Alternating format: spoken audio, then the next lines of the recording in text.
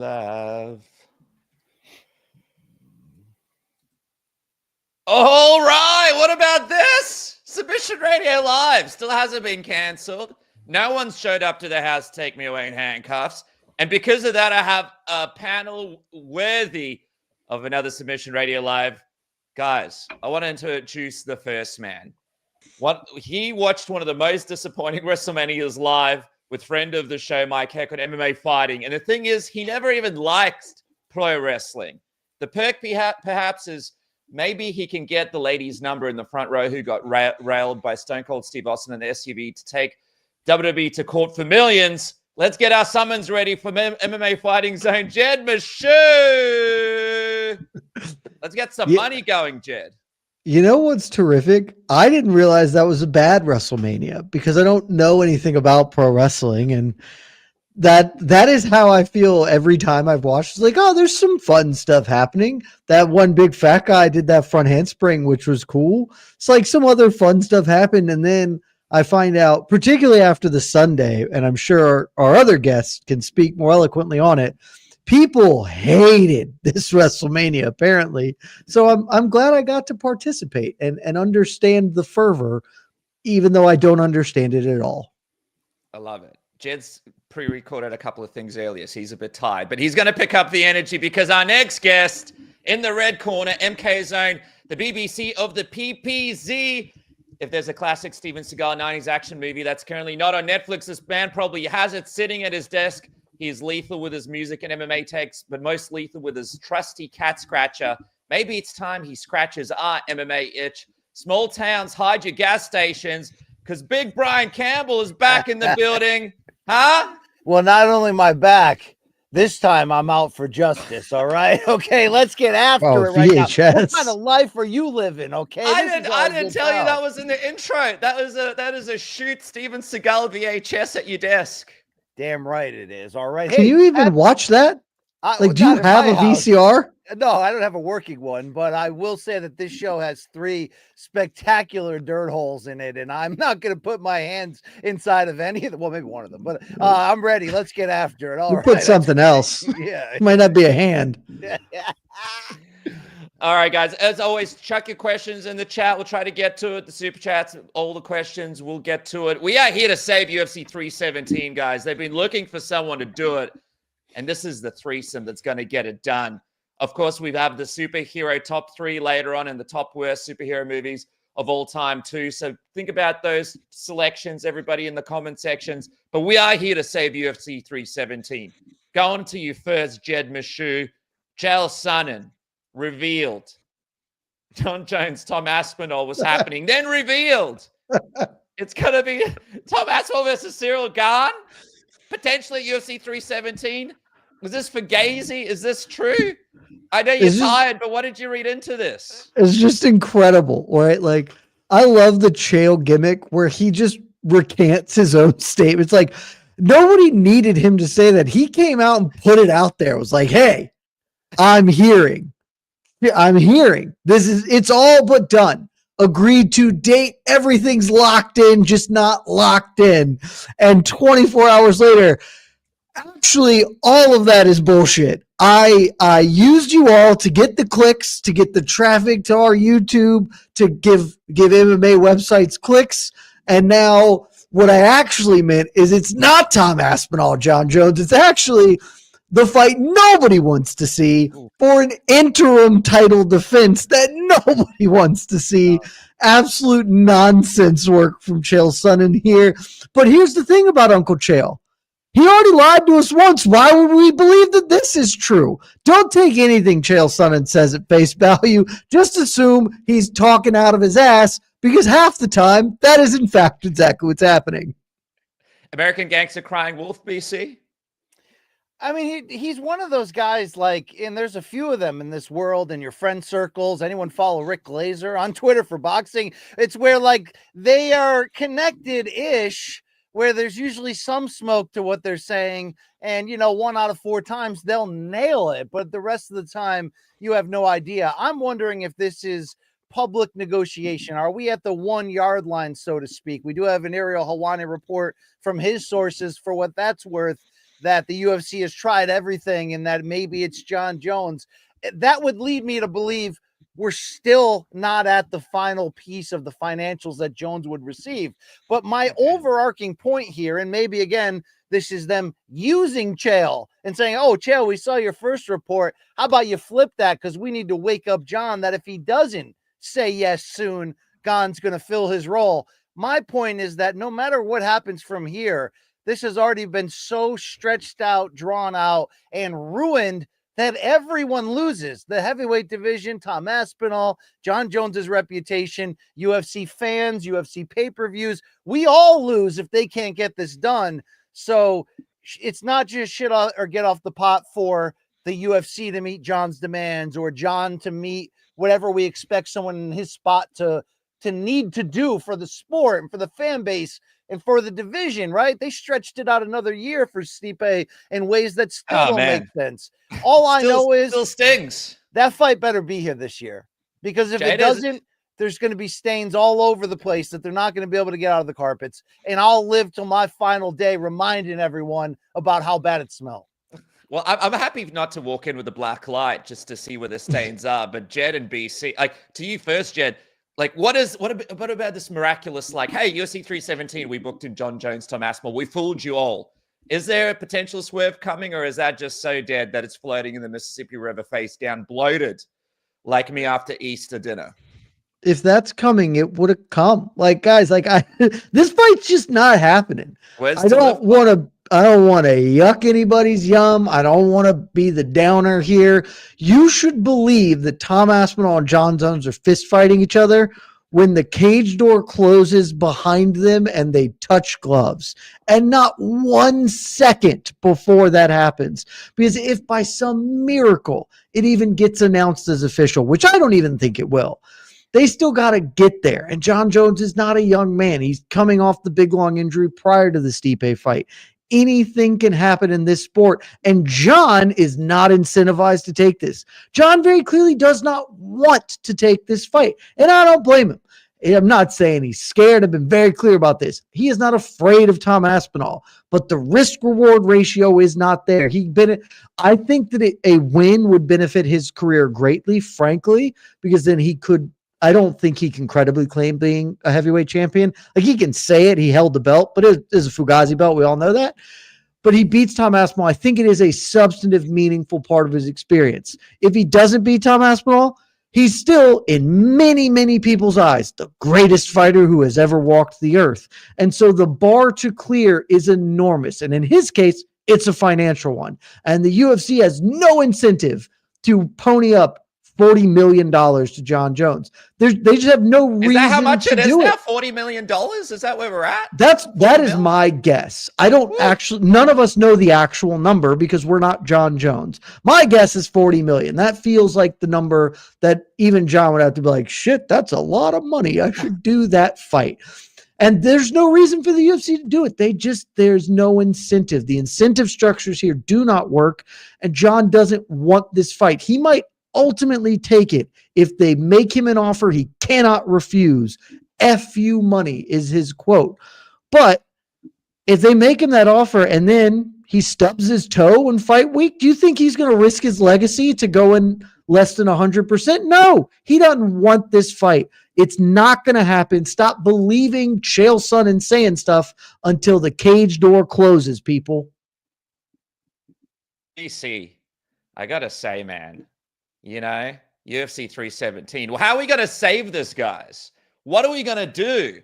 I was talking to Luke Thomas yesterday on the show. We were talking about Kaya Bahia versus Khamzat Chimaev, and I had a big pack of people riding with pitchforks at my door that night, telling me how stupid I was about how Khamzat deserves the title shot. We shouldn't use the Khamzat bullet in the gun. We shouldn't rob, MMA Just Bleed guy to pay the other Just Bleed guy. But isn't it time we start robbing people, boys? What are we going to do to make this card work, BC? Give me a name. Give me a fight. Do something. There's one very simple answer here, and Jed hates it, and I don't get it. I don't get how there's still fans that love the sport and would want the future to be grand to somehow not be into this fight. It's only the two best fighters in the world who happen to be in the same division right now. It's Ilya, it's Islam. Like, there's so many shit or get off the pot deadlines that we've already passed in the UFC. Jones and Aspinall are becoming, the extreme version of that. I hope it's not. Let's delay all these super fights until the new TV deal, and then we'll make Netflix really happy if that's the case that they're going. Make this freaking fight. I don't really know to believe anymore in this fake news social media era, whether Islam is trying to duck this, or did they already promise him he can go up to welterweight, or is he waiting on the result of JDM versus, but like, I don't even care anymore. If you are the premier combat sports promoter of record, of history, you could argue, yeah, that's a UFC. And if you're having year over year insane financial growth and you're charging the most ridiculous prices we've ever seen compared to the level of content we're getting back, and you cannot give us a no-brainer slam dunk between your two best active fighters to shut people up for a while at the idea that there's no stars or that the matchmaking's watered down or anything. Make this freaking fight already. Heck, even pull a shitty boxing move.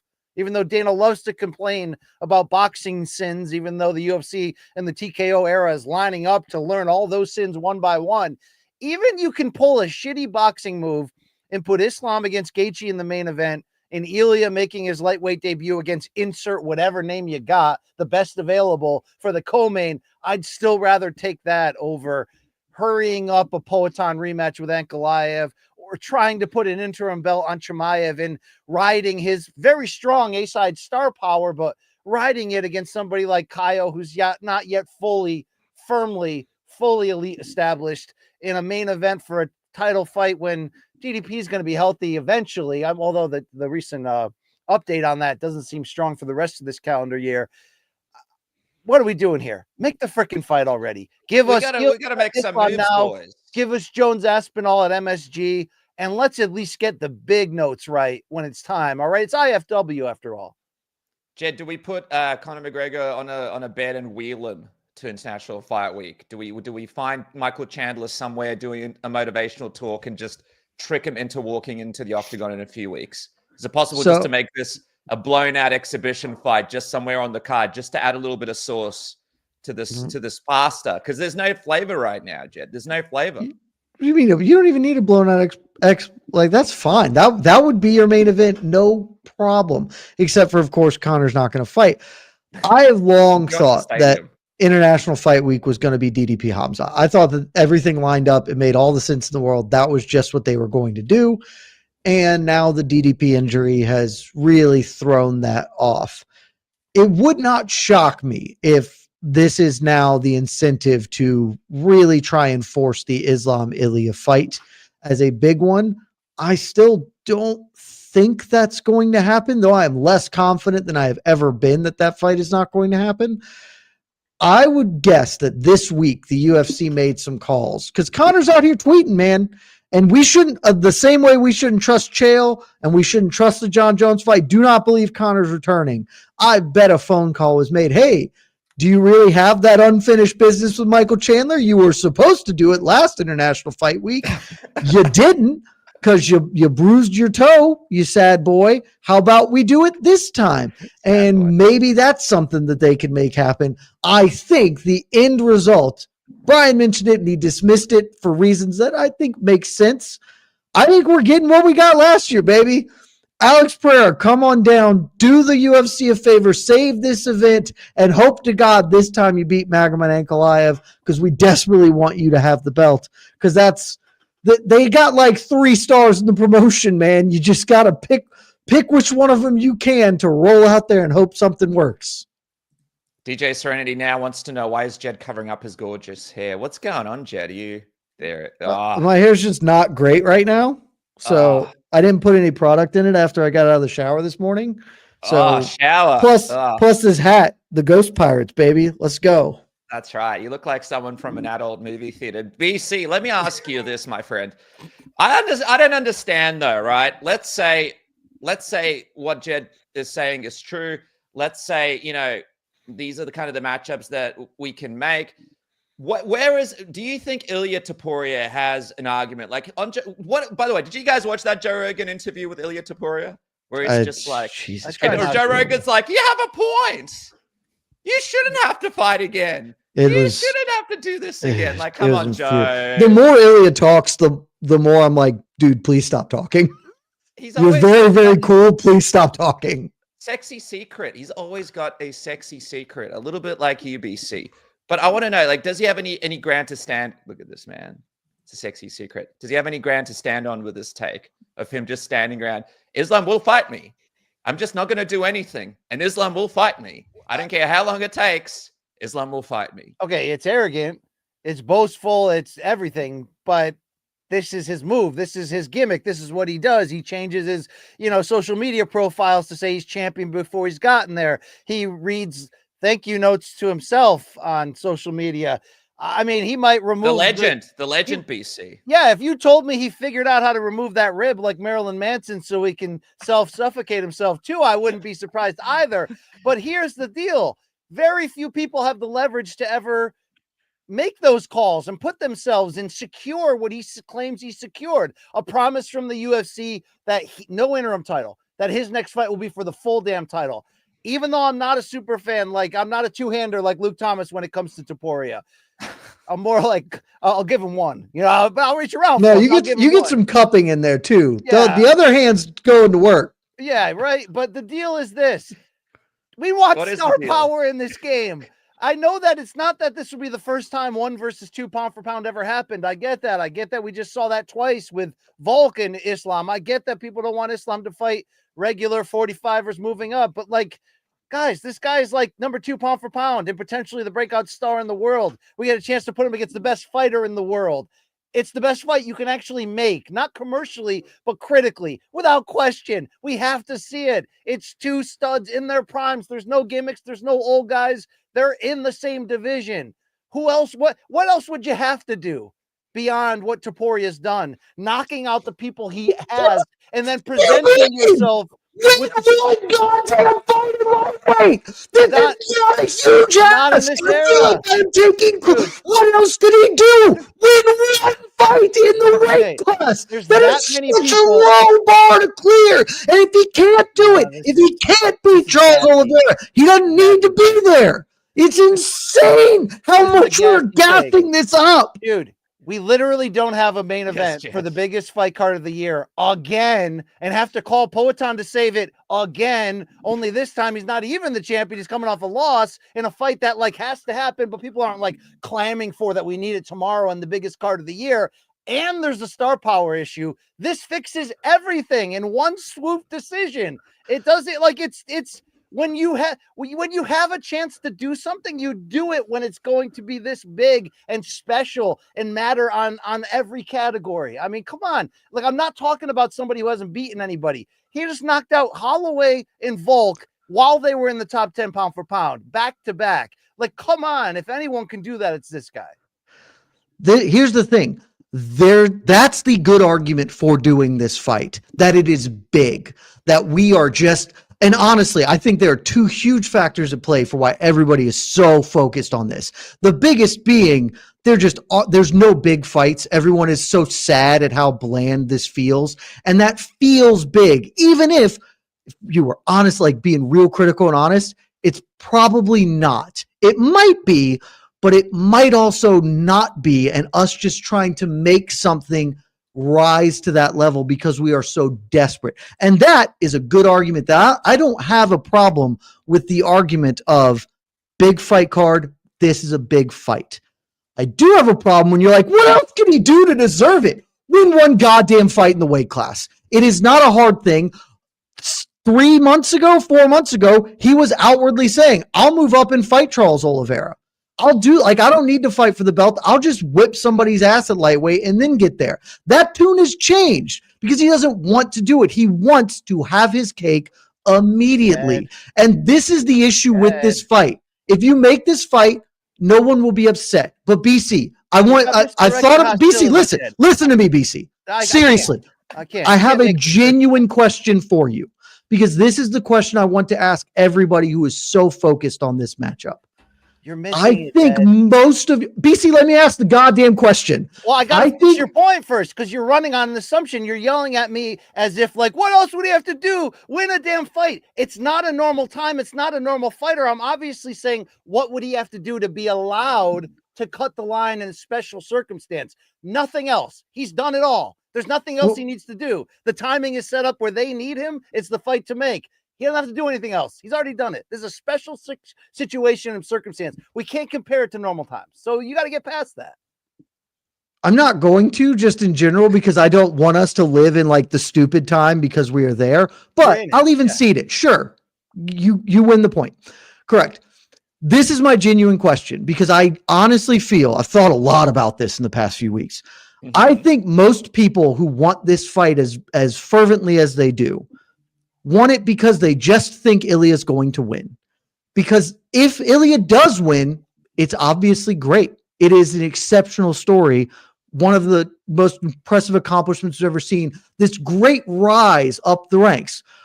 But what if he doesn't? What if weight classes exist for a reason? And Islam Makhachev is the best fighter on earth. And what if Islam, BC, what if Islam beats him?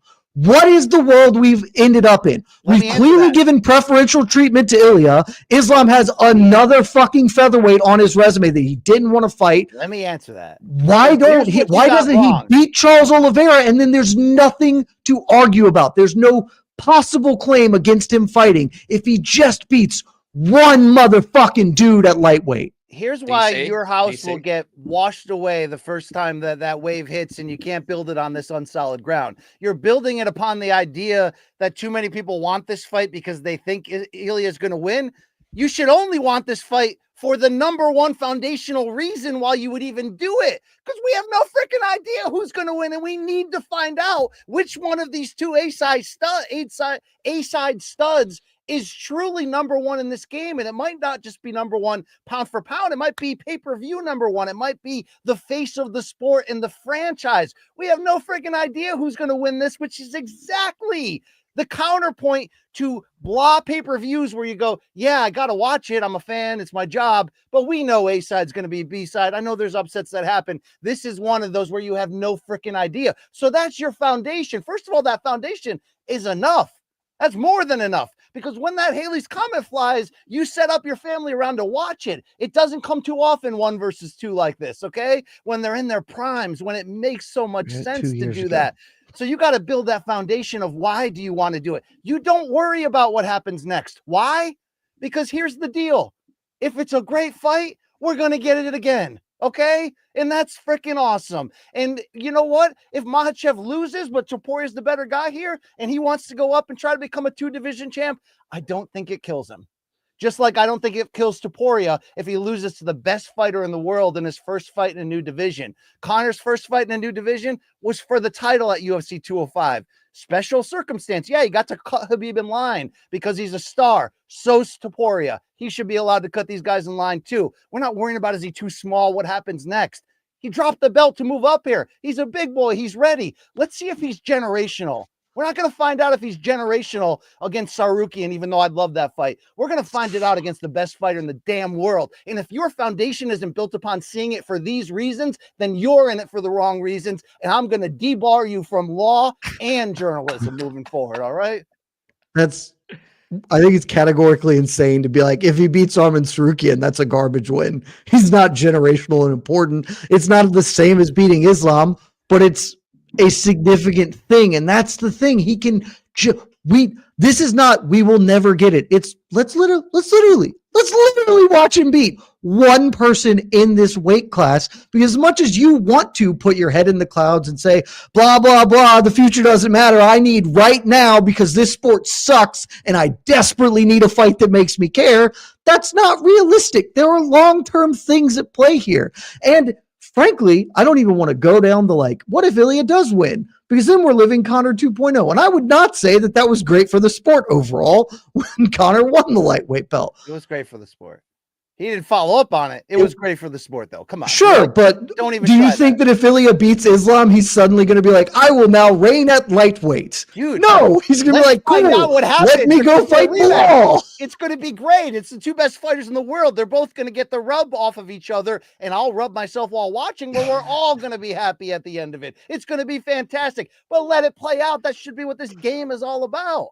We just saw this exact story play out with a dude who had much more right to a title fight, and Alexander Volkanovski. I don't want the entirety of Islam Makhachev's career to be fighting featherweights. All of this could also be moot. If Jack Della pulls it off in 2 weeks or whatever, Islam's gone, and then none of this matters. I just want to see, to me, watching Ilia Topuria fight Charles Oliveira, one of the greatest fighters of all time, and a legitimate test for him in a new weight class, that's not something to be like, oh, this is trash. It's like, oh, that's actually an incredible fight. And if he wins, it makes the Makhachev fight that much bigger. There is no contest, no question about who deserves it. I know the UFC doesn't want to do it because Arman missed weight.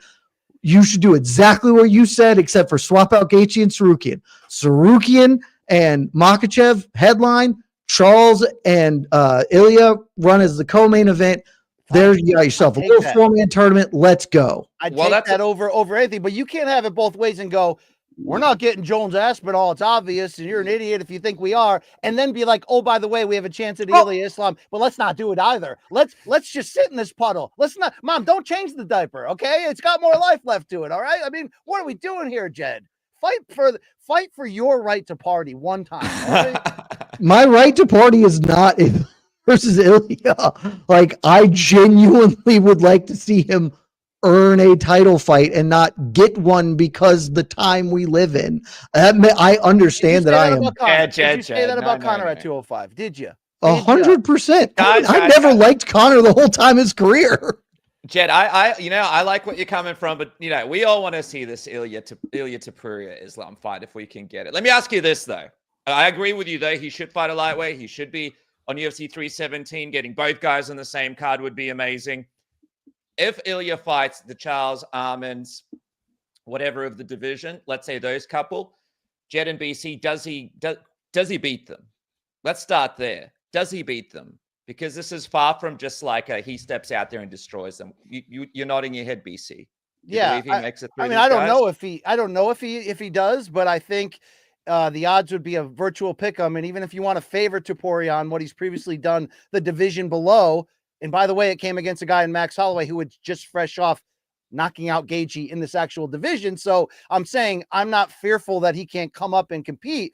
But I mean, this would say a lot about him. And yeah, I think he can beat both of those guys. I don't know if he can beat Islam, which certainly fuels the want. But even if we do this compromise idea of them both on the same card, that compromise only comes with a guarantee from Islam that you will fight him if you both win, and that you'll hold off on going up and taking that welterweight belt.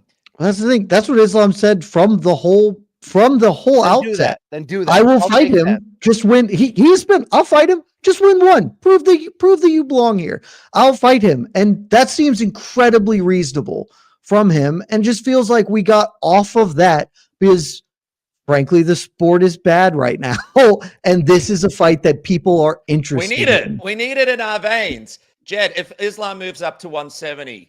Does he beat a JDM or Belal? Does he become welterweight champion? Well, he won't fight Belal. They've been unequivocal about that. I think he beats JDM, but if JDM beats Belal, I might reconsider that. But I would in general think that he beats JDM and most of the welterweights. I think Ilya beats Charles, but I am really not certain. Ilya versus Arman total coin flip, both of them moving up can lead to wonderfully interesting matchups. I don't know how any of them will play out. I wonder if it's Ilya. Do you think a part of it, BC, is Ilya trying to hedge his bets here and being like, let me just try to play this thing out like McGregor? Do you think he knows the truth? Do they know the truth? Like, this is a division full of sharks. Let's get the prize and let's get out. I think this is genius from Ilya to do it right now, to not hang one leg over each side of the fence and say, well, I'll keep the 145 belt, saying, no, That weight cut sucks. I certainly could do it for huge fights, but I took out the two biggest guys. There's much bigger fights at 55. He matches up so well on paper against so many of these. And let's be really honest, a lot of the biggest fights he could get are the same ones Paddy Pimble's trying to get, and that's smart matchmaking because they're aging action heroes that are slowly coming on the way down the rankings. I also think that potentially Ilya could win that fight and become the champion, and I have the same level of confidence that Islam could go and beat every single welterweight in the world. Maybe the only welterweight that could beat him is Khamzat, and he's not making welterweight anymore. These are awesome, amazing fighters. That's why you want to see them against one another. I have more confidence in Islam taking over 170 than I do Ilya 155, but that's because he's the best fighter in the world. I just wonder if I want to be fearful that we're not overrating Islam, and maybe that Poirier fight being that close in the end should have awakened us up to where he is, or maybe it's a tough ass wake up for him. And you got questions, BC? You got questions? I got questions, but that's why I want to see it played out. I want to see the answers, and the only way to get them is against one another. But I just don't understand how people think Ilya is going to walk into a trap here and not be the guy at 155. That doesn't mean he wouldn't beat Islam heads up, but how could you believe that size issues or whatever? He believes in himself. He's doubling down. He's all freaking in. This is the way. Is it a little McGregor copycat-ish? Yeah, to some degree, the tats, like whatever. But this is the way, Mando. Let's do it. If this never happens, Jed, where does this rank on the biggest fights that never came together? I think we will forget about it fairly quickly. Because like there are absolutely generational fights that are that, but like this what is it for you? What's the big fight that never happened that you think still sticks with you? For me personally, I wanted to see George St. Pierre at middleweight against Anderson Silva. Oof. But I don't think that that's probably everybody's big one. I think the John Jones, Francis Ngannou, or John Jones, Tom Aspinall will probably move very, very high. You kind of put the two of those together of John Jones, like doing the actual thing that we really wanted to see. That's pretty up there. Randy Brock was just monstrous at the time. Randy Fedor is the one. Oh yeah. Sorry. Randy Fedor. I don't know what I said, Randy Brock, or Brock Fedor. Both of those were absolute monster fights at the time. I think this one, again, I think the most of the call for this a couple of years ago, no one would be like, we got to see this now. There might be, hey, it'd be cool to see this. Imagine, but it is primarily driven by there's so little interesting shit happening in this sport that this is a fight that everybody can look at and be like, that's fun. They should do the fun thing because they're not doing a lot of fun things elsewhere. No. Doing the fun thing, BC, should Dustin Poirier have his retirement fight, UFC 317? Do we need to forget this fight night, Louisiana thing? Do we need to put him on International Fight Week? We've got the Hall of Fame that week. It could be the BMF title fight. Perfect. It could be the co-main event. What are we doing? Let's just move this thing around, right? I agree. There's very little fights I'd be willing to accept without complaint or argument for the 317 main event, given that we know their plan was DDP Khamzat, and that's a badass fight. It sucks that it's going to have to be delayed. I wouldn't be excited for Poatan rematching Ankalaev in that spot, but I'd actually almost accept a trilogy retirement Poirier versus Holloway fight in that slot in the main event if we had to, taking it off of Fight Night in New Orleans and putting it, as you're saying, headlining IFW. I know it would be better in a co-main event, but even as a headliner in a main, it's the same argument as to why Holloway Gaethje should have been the main event at 300 and not Poatan saving the day at the last minute. I'd be fine with that because there's prestige, even though it's not a real title fight. There's storyline. Even though that it's 2-0 Poirier, the rematch in Atlanta at 236, Jed could tell you, was life-changing, was incredible. That's one of those rare, hey, we got to really scramble here. Let's use some star power. Let's do it. I'd be fully down with that. We could break these guys up, Jed, or we got to keep them together? I think you can break them up, but I don't. I mean, you can make some fun matchups. Dan Hooker, Max Holloway, Dustin Poirier versus... Dude. Max Holloway, Charles Oliveira is the fight I wanted for. I want them to run that back for real for the BMF belt, particularly if Ilya is going to get the title fight, then Charles Oliveira is open. Run Max for the BMF belt. Let's do that. It would make sense. I want Dustin Poirier to go out in New Orleans. He wants to do that. I think it is a perfect sort of ending to a legendary career. I don't frankly care who he fights. There's no wrong way to book Dustin Poirier. So it doesn't matter who you put him up against in New Orleans. If you want to do the trilogy with Gaethje, you want to do Max, all of that's fine. I don't want him to fight an International Fight Week, and I don't think he's doing it unless they offer him a huge financial incentive to do so, because they've been clear they're going to New Orleans. That's how he wants to end his career. It is the perfect finish to it. So I don't think Dustin Poirier is coming in to save the day for this one. He can come out in Louisiana. He can just come out and say hi to the crowd, right, BC? And he can fight a UFC 317 and save the card. Let's talk about the welterweight. And Jed, stop ruining our UFC 317 fun card, all right? We want to make this thing fun. Let's talk about, because right now we got Kai Kara-France fighting Pantoja, apparently, and that's a great fight. I'm happy for those guys, but that's not going to tickle my pickle, if you know what I mean. Let's talk about welterweight just quickly. Ian Gary versus Carlos Prates, right? Ian Gary says he was, what was he? He was irate that he didn't get this title shot against Belal. BC, do wins or losses matter in the sport anymore? What is the argument here to him getting this title shot over JDM? I'm coming to this answer at a weird time, because I didn't think that performance he gave against Shavkat would make me Ian Machado Gary super fan, or at least be accused to be one, because I respected it so much and actually will tell you that's the best victory of his career, even though it's obviously a moral defeat. And look, Shavkat was injured. That's not the best version of him. So no, he's wrong. Meritocracy should rule. You should not be, hey, Jose Aldo got a split decision against Moraes, or I'm sorry, a close loss, but we felt he won anyway. We can do a title shot. Or Holly Holmes won 2 in a row, but Cyborg's not ready. She can fight for the title. I hate those situations. It's not a situation to do that right now. Ian Gary will get his shot. This is actually a great matchup, and I'm glad he took it. Love it. It was a scramble, of course, to fill in the main event. Kansas City is a fight night card, but it's the first launch of this branded TKO takeover where they're going to have WWE and PBR events the same weekend for one big ticket price. So they needed something big. They got it, even though it's him going backwards. Look, we still need Gary to finalize, put that stamp on there that he is not only ready, but deservingly ready of that next title shot. Even though it's going backwards in the rankings, it's a red hot guy. It's a great style matchup. It's such perfect last minute matchmaking. And if he does win it, I think you got to get him into a title fight.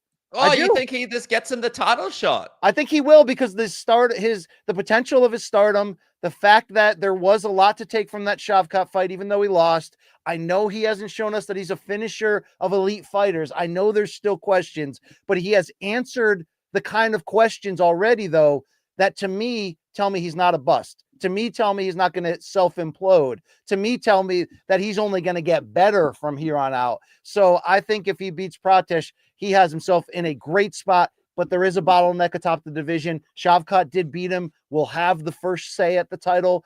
Probably Makhachev could crash this party if JDM wins it. It could get crazy here. But if I'm Gary and I go out there and win convincingly, I'm not fighting again until I get a pay-per-view main event or a title shot. Like, that's the deal. Yeah, look, if JDM wins, we all know what's happening here. But Belal, I was talking to him right before this morning. He said he loves Ian Gary. He loves the fact that this guy builds up fights, thinks he's going to beat Carlos Prates. Jed, is Belal getting ahead of himself here, or can Carlos sort of come out here and sort of ruin the parade for a lot of people? Oh, Carlos can. I'm not sure he will. This fight is awesome. Like, you could convince me either dude's going to win. Super pumped for Kansas City. Wish I was going, because I had thought about going, and then it was like, when it was the Hill Roundtree, that's a good fight, but it wasn't worth the trip. This one, I probably would have changed plans, but I digress. Fight's awesome, and certainly Prates can win. I think Belal's getting ahead of himself. He thinks Ian Gary's the concern right now, because Ian Gary is far down the list of title challengers. I'm sorry, Ian. I know that you believe you should have gotten this title fight instead of Jack Della, but you didn't. And now Ian Gary is certainly behind Khamzat Chimaev whenever he returns later this year. I would also certainly behind Islam Makhachev should Jack Della Maddalena win at UFC 315. Khamzat's not in this division. What the hell are you talking about? Oh, Shavkat Rakhmonov. Sorry, they all bleed together. It's hard. This is my third show today. I'm not firing on all cylinders. So Shavkat and Islam are both right there in the title picture to muddy this up. There's also rumors, certainly nothing confirmed. Joaquin Buckley and Kamaru Usman being rumored. Buckley on a hell of a win streak, and if he beats Kamaru Usman, sorry, Ian Machado Gary, you're going to have to fight that dude for your title fight. The welterweight division has things popping off. If Pratis wins, there is, I think, an outside chance his next fight is for the belt. If Gary wins, I think he's almost certainly going to just have to fight somebody by process of elimination. And hopefully that somebody ends up being Joaquin Buckley for him. But doesn't matter. This fight's awesome. And it puts the winner in a very, very short pool of contenders for either Belal or Jack Della, depending on how that rolls out. But do you believe, Dennis? I'm going to hijack your show to ask you a question. Please. I don't predict this will happen, but the best case scenario for Gary's breakout star is obviously to win this fight. But what if he stops Pratis? What if he exposes the aggressiveness of Pratis and makes that kind of statement, like head kick KO, where you're like, okay. Do you change your tune on him not deserving a if not immediate, a very soon title shot, even with the Shavkat loss? I mean, they're going to be licking their lips at UFC headquarters, right? They will. And, he wants to go sit cage side, do the whole thing. The guy's got the promotional side of thing all locked down, but it's just so hard, right, BC? Because we got Buckley and Usman confirmed. You guys, and I know you said Buckley, Jed, would get the shot, but what about Kamaru, man? This guy, if he goes out there and he stops, if he beats Buckley, it's possible. Come on. Belal would 100% fight him. They get the podcast footage out. They'd get all of that happening. You know that's what's going to happen as BC goes into a coma. But then you got, Sean Brady, obviously he got beaten. Shavkat may end up in a position where he might even have to fight again, depending how long it takes for him to come back.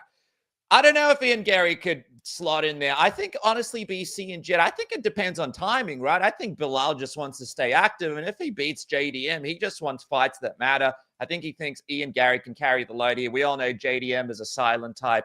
He's not going to say anything during fight week. He speaks with his fighting. He hates doing interviews. So maybe Belal just wants someone to carry the load for him. He's going to sit cage side. He's going to get it happening.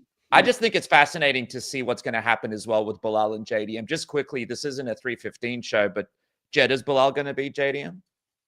I think so. I'm going to pick him. I haven't done a full dive, but let me throw this out. What about this as a possibility? I don't really think this will happen, but let's play the what if game. Let's say Belal goes out there and he gets the W and he says, "Hey, Dana, I'm hearing that the middleweight champ can't go. I'll fight Khamzat Chimaev. Let me move up. I'll leave this belt for my good friend Islam Makhachev. Then Ilya Topuria, he can fight Charles Oliveira for the lightweight belt. Islam can fight whoever you pick of these welterweight contenders. And I'll go fight Khamzat for the interim strap up at 185.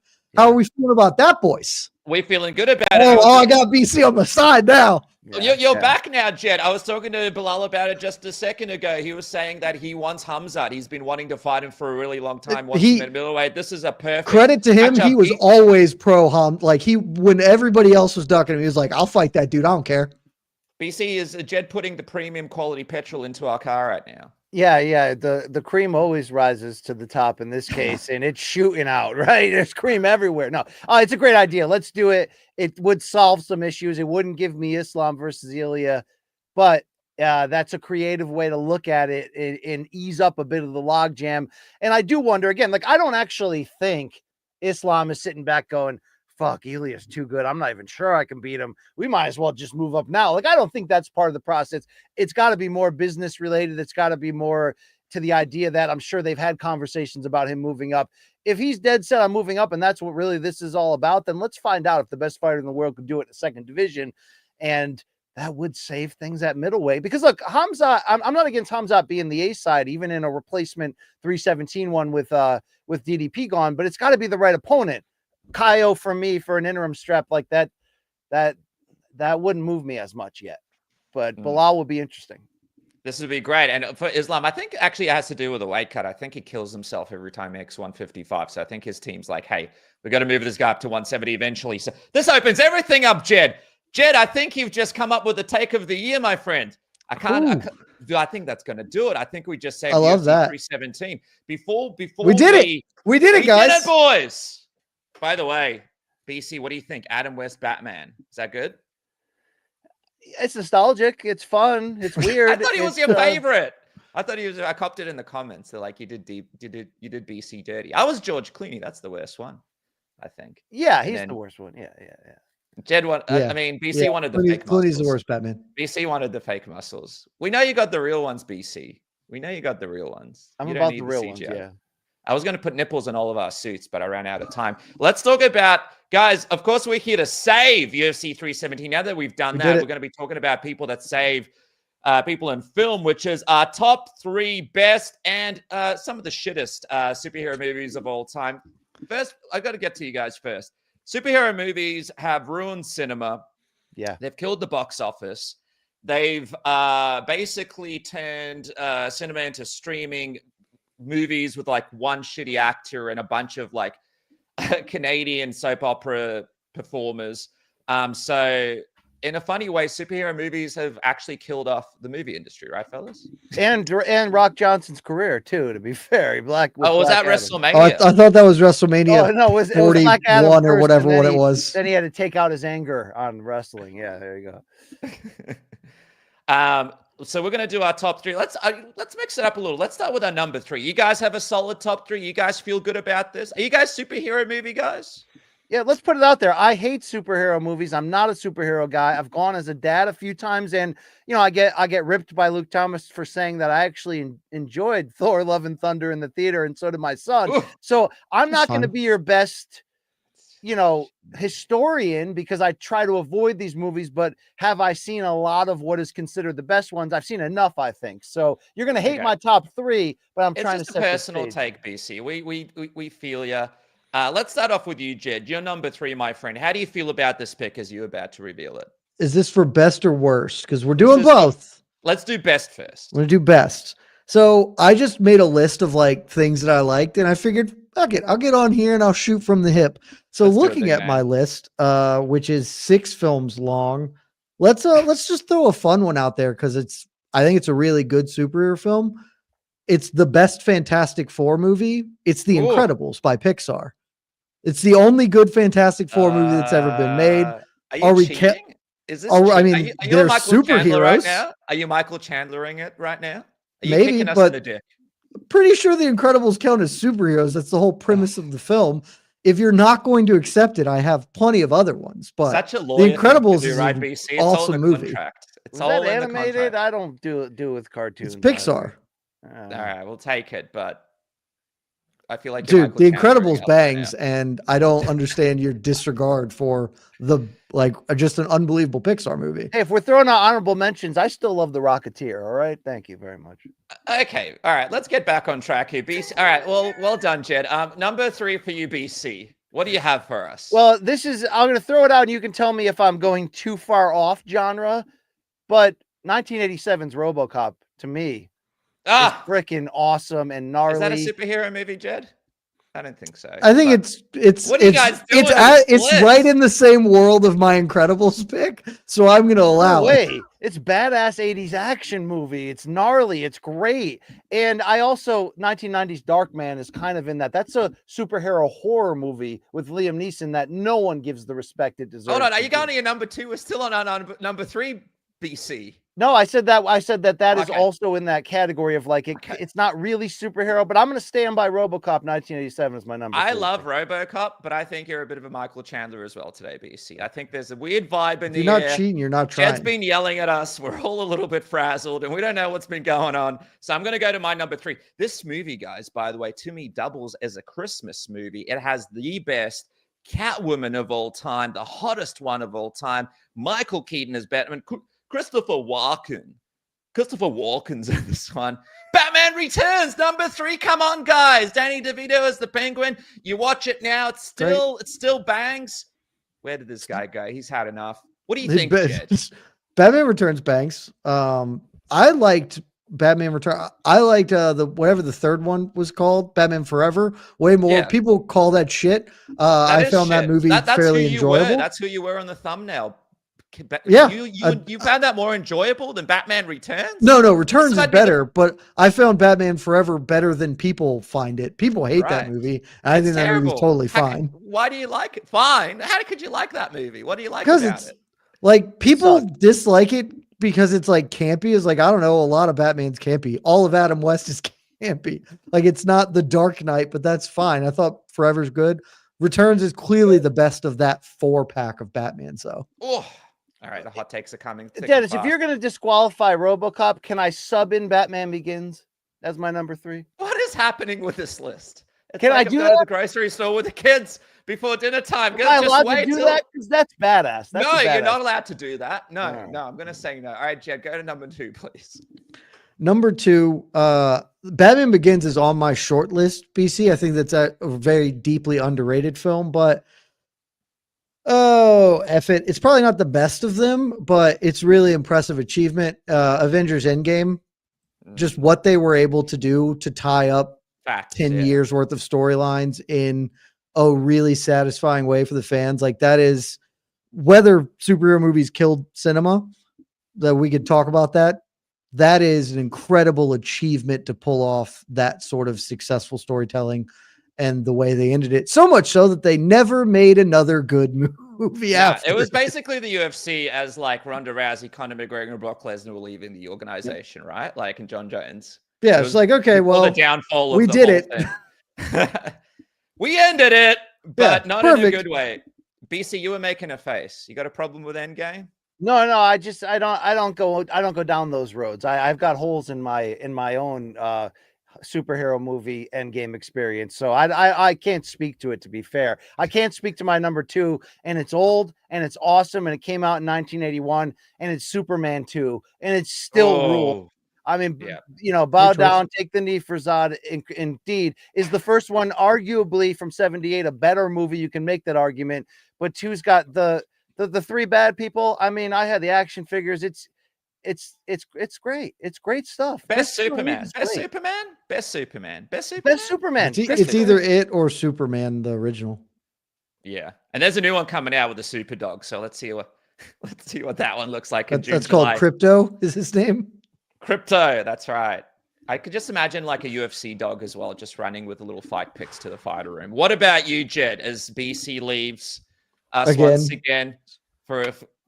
Sorry, I got a cat problem. Sorry.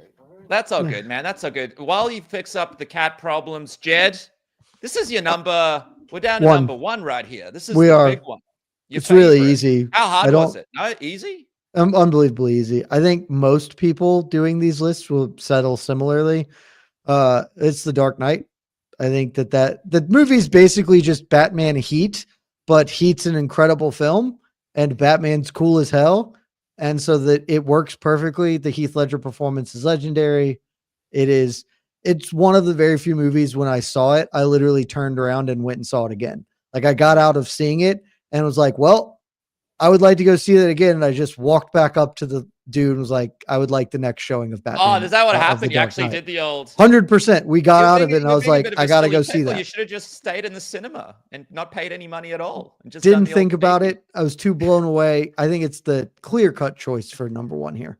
Honest, Jed. By the way, I forgot to mention my number 2, and that is The Dark Knight. So I'm with you. I think it's incredible. Oh, wow. I think that Heath Ledger's performance was so good it ruined every other superhero movie after that, right? BC, because everyone you look like a supervillain right now with your cat. Everyone tried to copy Heath Ledger's performance in every single supervillain that they've done ever since, right? Like when is Lex Luthor like Jesse Eisenberg's like the redcoats are coming in that terrible Batman vs Superman movie. Like everyone just tried to copy him, right? Well, yeah, there's a reason, because the number 1 best superhero movie of all time is exactly that, right? It is 2008's The Dark Knight, and I only saw it for the first time like 4 years ago. What? And am still, it was like a morning combat homework thing. Luke Thomas going, you haven't seen that? And I did see the first one, Batman Begins, in the theater, and it was probably the most impactful Batman Begins superhero movie I'd ever seen, because it was so raw and new school and edgy and all that. But are you kidding me here? The Dark Knight takes it into an entirely new level. And even though you can make the argument that it's all about Heath Ledger, the entire thing is just, it's not even in the genre, yet it's the best movie of that genre. And that's probably why, you know. They got it right. It's a little bit long, but they got it right. A little too much storyline, but they got it right. But not as good as my number one, guys. And I am going baffled with a 1989 classic. Jack Nicholson did it before Heath Ledger. He got a piece of the movie because they didn't have enough money for Jack to act in it. They gave him the back end, they gave him the merch, and they flew him out to the Laker games and stopped production as a part of the deal. I'm talking about the 1989 classic Batman, the first one. You went 3 Batmans then. All right. You went 3 Batmans. You did go 3 Batmans, which should ruin your list. I mean, no, it shouldn't ruin your list because 2 of the 3 for me are now Batmans. If you let me sneak in Batman Begins, dude, I can't undersell how big this movie was when it came out. My middle school had a Batman Day, not once, twice in the year that it came out. Where in 1989? Yes, it was. I was in 6th grade. It was, I mean, it was the biggest thing ever. I saw it opening night. I saw it again the next week. I had all the McDonald's collectibles. But it also is a little under, like, it also, I mean, my dad had the Prince soundtrack, but come on, it's not number one. It's also a little disappointing. Does Keaton hit a home run in your eyes? I mean, here we go. You guys are printing articles about this as the movie was coming out, Jed. I don't know, because we're a little bit, we came around that time. We didn't get to see it come out live, but people hated Keaton playing the superhero, right? I think he's the best Bruce Wayne of all time. You don't think so, BC? No, Bruce Wayne, he kills it. It's really, does he kill it as Batman?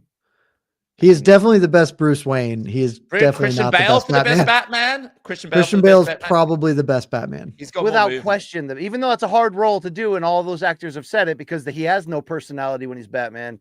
I mean, I don't think you can compare anything to the first 2 Nolan in this genre. The first 2 Nolan Batman movies. I mean, in reality, in all reality, I've got nostalgic ties to Christopher Reeve, but come on here, let's be really honest.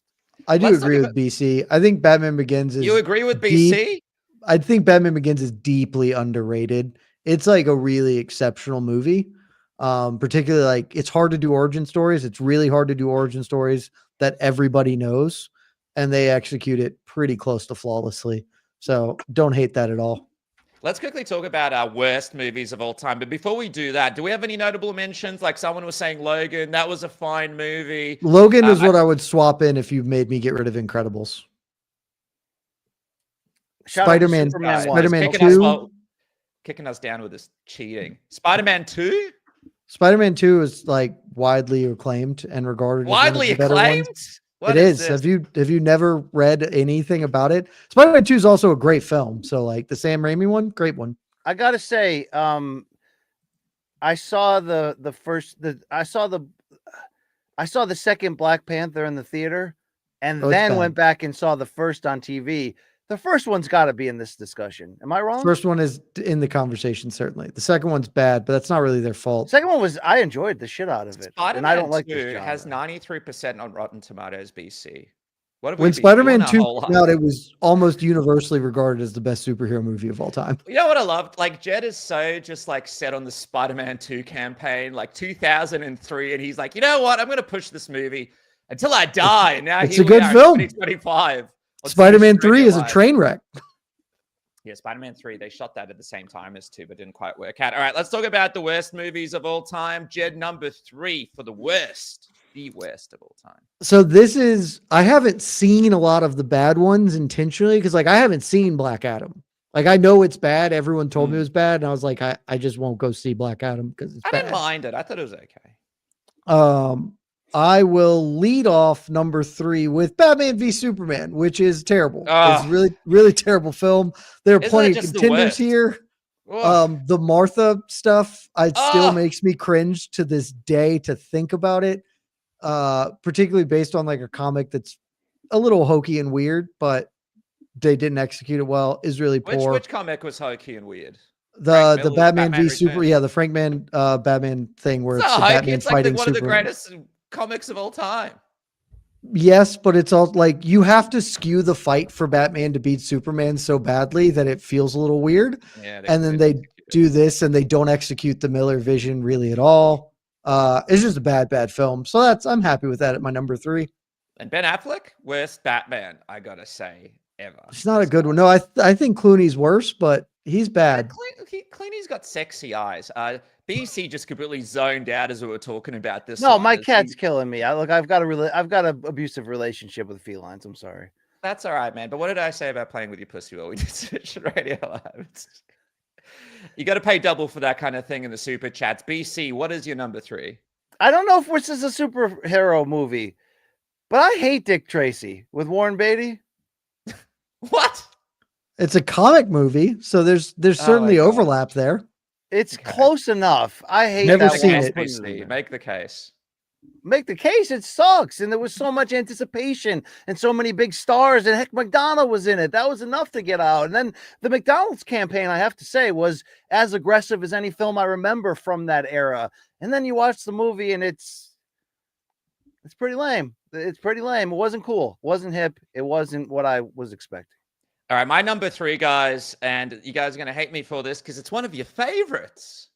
But Black Panther, for me, was one of the worst movies, most overrated movies, stupid movies in the superhero genre. How do we feel about me just sort of That's a hot take. Like this is a hot take. I think that the movie's trash. The narrative is stupid. I think that the acting in it is average. And I think the soundtrack and it was just hyped up for all the wrong reasons. It was nominated for an Oscar. Come on, guys. There are so many movies that were much better than that movie, superhero-wise, that could have been nominated. I think that movie... You guys actually enjoyed watching that movie? I think the movie has one flaw, and that it's that Michael B. Jordan is more charismatic as the villain, and also, like, his cause is just. But you set aside that, it's great action sequence. I think it is well acted, clearly well designed. I think that's a almost objectively great film. This is a real hot take from you. It's a real hot take. People going off in the comment section. And I hate this genre, and I expected that I would hate this because normally I hate things when people are overhyping and then you finally see it. I enjoyed the second one in the theater. It made me want to watch the first. I watched the first. I was like, this is the next generation of superhero films. I'm down with this. But I also hate superhero films, okay? I don't know how you even watch the second one in the cinema. Like, you don't watch Batman, Dark Knight till 4 years ago, but something about Black Panther 2 drew you to the cinema? Yeah, I'm a dad. My kids wanted to see it, and I'm like, all right, let's go. You know, gotta go. Yeah, let's get an icy too, because those are badass, right? Oh, yeah. All right, let's go. Number 2, Jed, as you guys still revel in my pick. Oh, this is easy. There are 2 that stand head and shoulders to me above other bad films that I've seen. Again, I haven't seen, like, there are plenty out there that are bad, or at least allegedly. Green Lantern is a huge piece of shit. It was just an atrocious film. Should have been good, like, because Green Lantern is cool. Ryan Reynolds, probably not the right casting for it, really, but like, that could have been good. And instead, it was one of the all-time bombs and just an awful, awful film. Green Lantern, runaway number 2 for me. A crazy one, right? But he met his misses on it, BC, so I guess we can't discount that. But man, it was bad. It was so bad, in fact, that he made fun of it himself in all the Deadpool movies, right? Like, he's been kind of going off the fact that it's a terrible movie. I think that's a great pick there. Also, they tried to reset that whole universe. It just didn't work. I don't know why DC just cannot get anything right. Right, BC? DC needs to take something out of BC's book. Yeah, learn how to get things should going. run laps or do something. I mean, the tight referee shirt he wore made him look really fat that time in WWE. But I can't speak about the DC you're referencing because I really don't like this genre. But should we have included Guardians of the Galaxy in the conversation for best? Because I felt like it's too much. Yeah, I love that. But I feel like it's too much trying to be a comedy movie. And that's maybe why I hated Dick Tracy, but that's just me. All right. Dude, what are you on about? You love soundtracks. It's a soundtrack movie. You would have been frothing at the soundtrack. I mean, yeah, but it's all right. All the right. soundtrack is right up your alley. I got a vinyl of it. Go on. Number 2. The second worst movie in superhero history, and I don't know how you could not say anything about this. 1997's Batman and Robin. I mean, come on. It's a bad film. It's a bad film. The casting of it is hilarious, right? It's hilarious casting. Arnie as Mr. Freeze, Clooney in there. Batman. It's so bad. It's so bad. It's like some of the most famous people on the planet just turning in the worst fucking movie. Reminds me of Ishtar, or am I too old to get you to understand the reference? I mean, it's awful. Okay. Damn. I think it's it killed off Batman for like till a long time. 2005. Till 2005, it For a killed off long Batman. time. But people don't realize it was so bad it killed people's interest in watching a Batman movie during a peak time of cinema till 2005. That's how bad And I it think was. that's why I sell Batman Begins so high as my number 3 or number 4, because just like Star Wars Episode 7, even though you can have flaws with Episode 7, it came at a time where we needed to wash George Lucas in the first 3 movies and Jar Jar Binks out of our mouth so badly that we were just like, give us this. That's what Batman Begins felt like because of Batman and Robin in 1997. I've argued with Luke Thomas over this. I still love Episode 1. All right, let's go, Jed. What is your next? That's also your hottest take. Though actually a lot of people are on board with that. Oh, this is super easy. This movie came out last year and it's one of the worst films that has ever been made. I went and saw this in theaters because everyone was like, it's really, really bad. I was like, it can't be that bad. Oh, it sure was. Madam Web is one of the worst films I have ever seen. Full stop. I've seen some trash movies. Madam Web is horrifically acted. Half of you can see them stop caring in their performances, just throwing it in. My favorite part of the movie, and I'm paraphrasing because I don't remember it word for word. There's a line where she says, all I can do is see the future. He's really fast and really strong. How do I stop him? It's like, you can see the future. He's fast and strong. You can see the goddamn future. It's a horrible film. Why were you there? Why were you there? I wanted to see what the hype Did you have was. a hot date? No. Date? I went to see it on a Tuesday afternoon because it can't be that bad. On a Tuesday afternoon? 100%. It was it can't be as bad as everybody's saying. God. It sure was. God. By the way, I forgot. That's your number 1 take, right? Number 1 worst movie. Oh, yeah. It's my number 1. Easily. Easily the worst movie. I forgot to mention my number 2 was that Justice League movie. Man, it was bad. And then they released an extended edition that went for 5 hours in black and white. And all these stupid nerds were like, oh, well, now I can see what he was trying to do. And it was even worse. It was even worse, the Snyder Cut. It was like Don Davis trying to make an extended PFL tournament on a Saturday that starts at 10 p.m. Anyway, BC, what is your number 1? It's easy because I lived it, I experienced it, and I actually entered 2022 in the theater wanting it to be good and not hating this man, Dwayne "The Rock" Johnson, like I might right now. Dude, it's Black Adam. My son really wanted to see it. Like I said, we had saw Thor, Love and Thunder. We'd seen something else. And I was like, okay, it's not my genre, but it's okay. And I had been on a run where my kids were surprising me on family movie night with some Dwayne Johnson ones where I was like, oh, that's a pretty good movie. That was pretty good. He had a little run, right? Where he was number 1 in Walking Hollywood. Tall, a bit of Walking Tall in the BC household. The family comedy action ones. He was working. There's the Jungle one. Even to some degree, the Fast and the Furious crossover. But this movie, Black Adam, was just horrific. It was one of the rare times I remember okay, I just want to go home now. I could just leave halfway through. This is really, really bad. And then to find out afterwards all the drama associated with it and see the arc that Dwayne is currently on, then you add to it the UFC shoes. Then you add to it, a lot of things. This guy sucks right now in a lot of ways. And I think Black Adam was the beginning when he jumped the shark and started inhaling his own farts. And it's a really bad movie. And not showing up at WrestleMania. Right. Not fixing. He did that for the story, It was okay. He needed to step back or whatever the final boss didn't need to be there, he said, as he started off the storyline and absolutely ruined WrestleMania for all of us. Number 1 for me, guys. I feel like I'm being a little harsh on it, but it was so disappointing to me I had to say it. What about Deadpool 3? What the hell was happening in that movie? Did you guys like that movie? It was way stupidly written, dumb piece of crap that was just. I think we should have expected it. I think that movie makes sense. I didn't enjoy it. It's not awful, but it's too much. It's way too much of leaning into the bit. It was just guys, this is a little bit that got stretched out over 2 hours, right? BC, did you watch this thing? Well, no, I didn't. The reason why is because when I revealed to the world through the prism of Morning Combat during the pandemic that I I was not an action superhero movie type guy. Everyone said, given your gross personality and your bad jokes on this MK show, Deadpool's your horror movie, or not horror movie, whatever we're calling this genre. Deadpool's that, and that guy is going to be your guy. Like, watch it. That's you. You're Deadpool. That's your new favorite superhero movie. I couldn't even finish the first one. All right. I mean, it's just not for me, and that's cool. It's like, trying to get Luke Thomas to sit through more than 2 complete songs for Dead and Company at the Sphere. You're just not going to let it. It's not going to happen. And so I didn't need to watch further installments in that. And by the way, the Shaq was early on this as well. Did you guys ever watch Steel in 1997?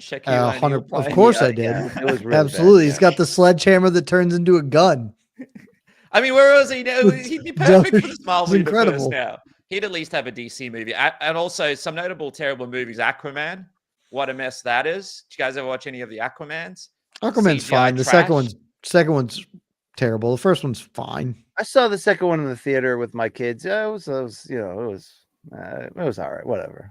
Hey, you guys are too good. All right, guys, that is us for today. Submission Radio Live coming to an end. Guys, we have saved UFC 317. Jed, I appreciate you helping us make it happen. BC, you as well. How do you guys? Hey, we gotta get down on the real genre in movie history, and that's 1970s neo-noir crime films. Please, let's go. Okay, I'm in. Me and Jed will start doing our homework, BC. That's the next one. I've got plenty of it.